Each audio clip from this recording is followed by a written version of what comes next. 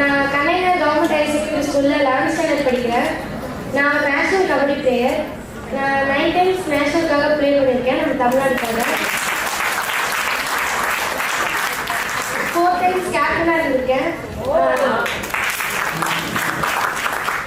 Last year நம்ம SJP நேஷனலில் நான் வந்து தமிழ்நாட்டுக்காக கோல்டு வின் பண்ணியிருக்கேன்.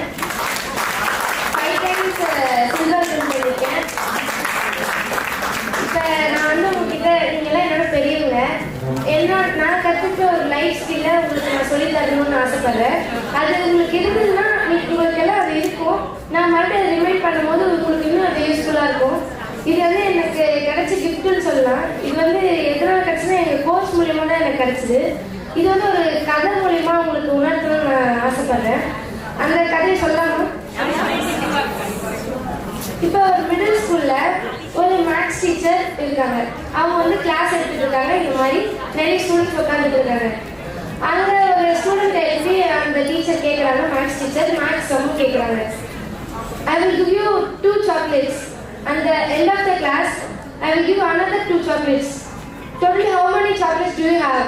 அப்படின்னு கேட்குறாங்க. அந்த குழந்தை என்ன சொல்லியிருக்கோம்? இல்லை ஒன்றும் இல்லை. ஆனால் அந்த பாப்பா என்ன சொல்லிச்சு தெரியுமா? 5 சொல்லிச்சு.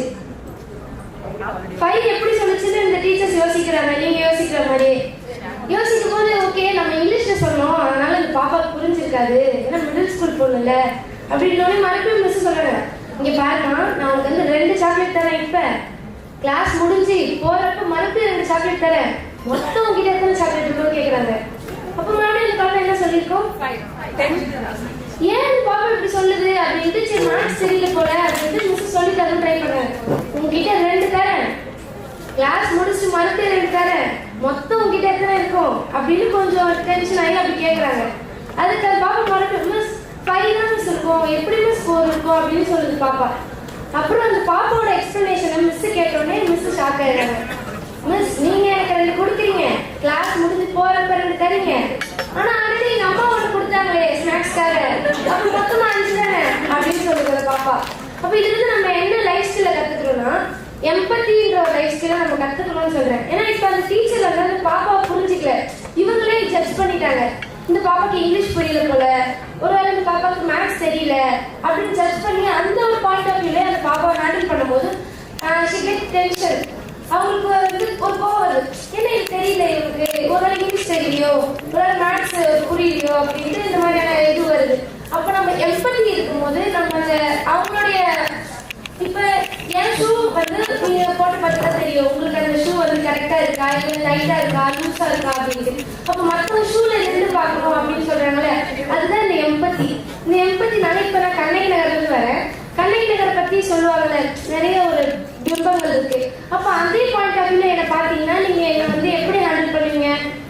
அவ ஒரு நார்மலான பொண்ணு, அவ வரா போறா அப்படின்னு தான் ஹேண்டில் பண்ணுவீங்க. அப்ப நம்ம வந்து அவங்களை புரிஞ்சுக்கணும். அப்ப நான் கடந்து வந்த பாதைகள், அவங்க எவ்வளவு கஷ்டப்பட்டிருப்பாங்க, எவ்வளவு ஹார்ட் ஒர்க் பண்ணியிருப்பாங்க இந்த இடத்துக்கு வர்றதுக்கு. அப்ப இந்த எம்பத்தி இருக்கும்போது நம்மளால அவங்களை ஈஸியா நம்மளோட சமமா நம்ம பார்ப்போம். இதனால நம்மளால சமத்துவமா இருக்க முடியும்.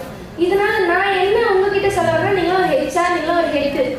அப்ப உங்களோட எம்ப்ளாயிஸ்க்கும் உங்களோட ரிலேஷனுக்கும் உங்களோட ஃபேமிலிஸ்க்கும் இது ரொம்ப யூஸ்ஃபுல்லா இருக்கும். நம்மளோட இந்த மாதிரி லைஃப் ஸ்கில்ஸ் எல்லாம் ஒவ்வொன்றா கத்துக்கும் போது நம்மளுடைய எல்லா கான்ஃபிடென்ட்டும் அதிகமா நம்மளால எல்லாரையும் ஃப்ரெண்ட்ஸ் ஆக்கிக்க முடியும். நிறைய வந்து மிஸ் அண்டர்ஸ்டாண்டிங் வர்றது, நிறைய ப்ராப்ளம்ஸ் வராது சொசைட்டில. அதனால எம்பத்தின்ற ஸ்கில்ல நான் உங்களுக்கு சொல்லி தரணும்னு நினைச்சேன். தேங்க்யூ.